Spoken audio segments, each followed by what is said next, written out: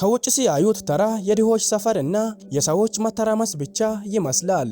ነገር ግን ከዚህ ግንብ በስተጀርባ ለዓለም የተደበቀ በሕግ ጥላ ስር የተሸሸገ እጅግ አሳዛኝና አስደንጋጭ የወንጀልና የሰዎች ንግድ አለ።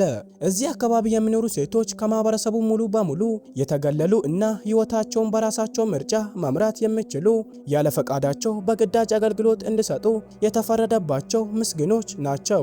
ዛሬ በባንግላዴሽ ውስጥ የሚገኘውን የካንዶፖራ መንደር እውነተኛ ታሪክ እና በዓለም ላይ ታይቶ የማይታወቅ አሳዛኝ የሴቶችን ሕይወት በጥልቀት እንመለከታለን።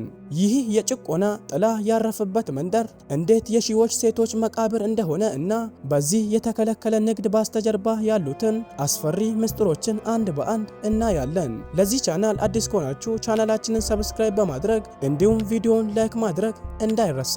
ወደ ቪዲዮ ካንዶፖራ በባንግላዴሽ ውስጥ በሕግ እውቅና የተሰጠው ትልቁ እና ጥንታዊ የተገለሉ የሴቶች መንደር ነው። ይህ መንደር ከሌላው የከተማው ክፍል በግዙፍ ግንቦች የተከፈለ ሲሆን ወደ ውስጥ ለመግባት እና ለመውጣት የሚያስችለው አንድ ጠባብ በር ብቻ ነው። በውስጡ ከግማሽ ሺህ በላይ ሴቶች እና ሕፃናት ከውጭው ዓለም ተለይተው በጣም ጠባብ እና ጨለማ በሆኑ ክፍሎች ውስጥ አብረው ይኖራሉ።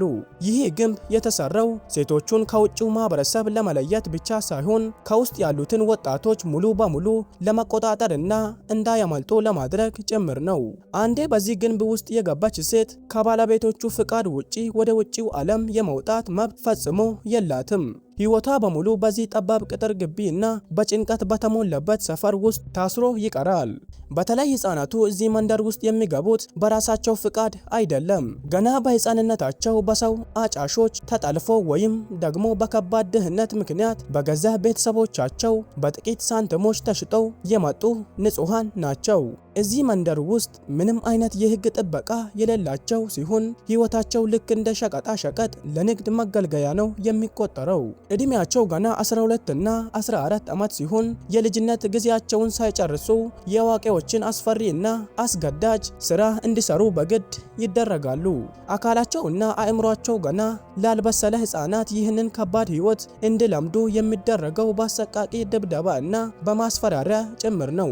ይህ አሰራር የብዙዎችን ሕፃናት ተስፋ እና ህልም ገና ሳይጀምር ያጨልመዋል። ወደዚህ አስፈሪ የተከለከለ ንግድ በግዳጅ የሚገቡት እነዚህ ሴቶች በየቀኑ ከበራቸው ላይ በመቆም ደንበኞችን ለመሳብ ይገደዳሉ። በቀን ውስጥ ለብዙ ሰዓታት ያለ እረፍት ከባድ እና አድካሚ የግዳጅ አገልግሎት እንዲሰጡ የሚደረጉበት ሁኔታ አለ። እምቢ የማለት የማረፍ ወይም የመታመም መብት ፈጽሞ የላቸውም። ምክንያቱም ትዕዛዝ ካላከበሩ የሚጠብቃቸው ከባድ የአካል ቅጣት ነው። ይህ ጥቁር ንግድ ለአካባቢው ማፊያ ቡድኖች እና ለመንደሩ ባለቤቶች ትልቅ የገቢ ምንጭ ነው።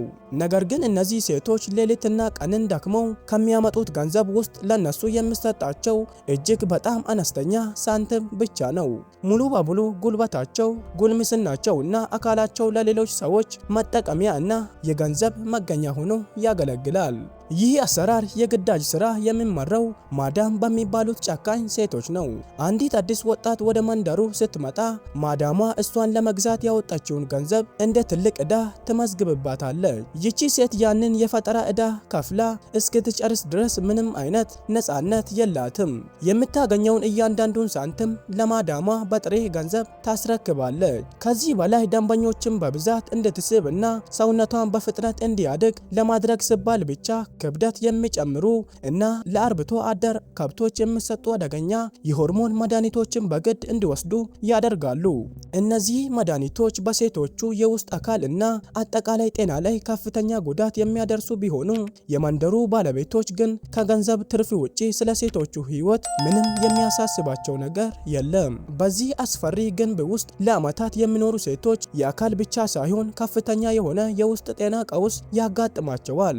በየቀኑ ከሚያጋጥማቸው ከባድ የሥራ ጫና እና የአእምሮ ስቃይ ለመላቀቅ ስሉ ብቻ አብዛኞቹ ሴቶች ራሳቸውን ለማደንዘዝ ወደ ተለያዩ አደገኛ ሱሶች ይገባሉ። ማዳሞቹ ሴቶቹ ከአይምሮ ጭንቀት የተነሳ ስራ እንዳያቆሙባቸው በማሰብ እነዚህን አደንዛዥ ነገሮችን ራሳቸው እያቀረቡ በሱስ ወጥመድ ውስጥ እንዲወድቁ ያደርጓቸዋል። ይህ ሱስ ደግሞ ከመንደሩ ለማምለጥ ለሚያስቡ ሴቶች ሌላኛው ትልቅ ሰንሰለት ይሆናል።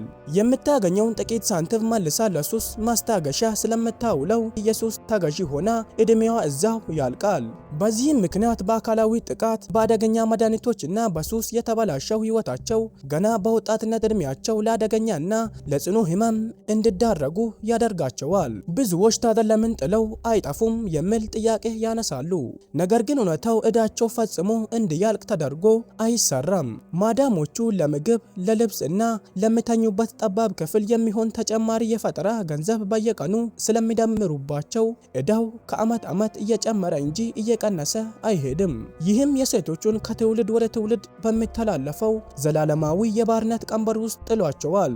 ምናልባት እድሜያቸው ገፍቶ እዳቸውን ቢጨርሱ እንኳን ከዚህ ግንብ ውጪ የሚሄዱበት ቦታ የላቸውም።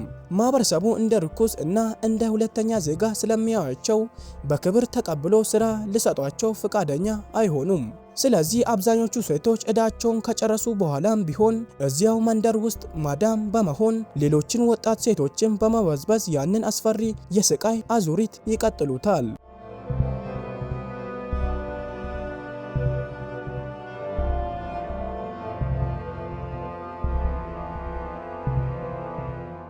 የእነዚህ ሴቶች ታሪክ የሰው ልጅ ድህነት እና የህግ መላላት የሚያስከትለውን ጥቁር ጥላ የሚያሳይ ነው።